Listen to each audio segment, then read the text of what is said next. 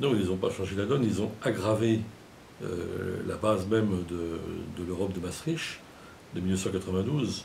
En fait, c'est Maastricht plus, hein, parce que déjà dans le traité de Maastricht, il y avait des contraintes budgétaires très très fortes qui d'ailleurs n'ont pas été tenues, ce qui prouve qu'on a beau fixer des objectifs européens, quand la réalité va à l'encontre, bah, c'est la réalité qui l'emporte, la vie qui l'emporte. Mais là, on a fixé donc des règles encore plus drastiques, mais c'est en fait la règle d'or et la discipline budgétaire renforcée avec une police budgétaire supranationale qui échappe à tout contrôle démocratique et qui serait la Commission européenne.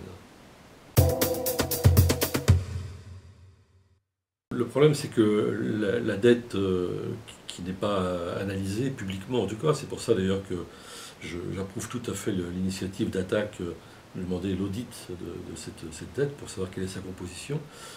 Évidemment, elle a été essentiellement creusée par des cadeaux fiscaux et on veut la rembourser en faisant payer les salariés, les classes moyennes et les pauvres.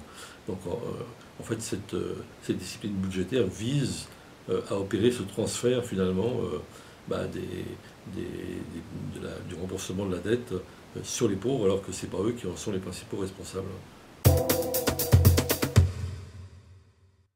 Bah, je doute de sa sincérité, c'est-à-dire qu'en fait, tout le processus européen depuis Maastricht, on pourrait même remonter avant, enfin disons que là, Maastricht c'est le début du processus qui a conduit à la monnaie unique et à l'euro, vise à objectiver en fait la politique pour l'extraire, la soustraire au débat démocratique et la présenter comme une sorte de fatalité. Hein, il n'y a pas le choix.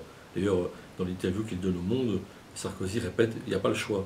Donc on est en face de quelque chose qu'on nous présente en permanence comme une sorte d'ordre naturel auquel on ne pourrait rien. Et évidemment, là, quand on est un personnage politique, on ne peut pas défendre cette idée avec sincérité.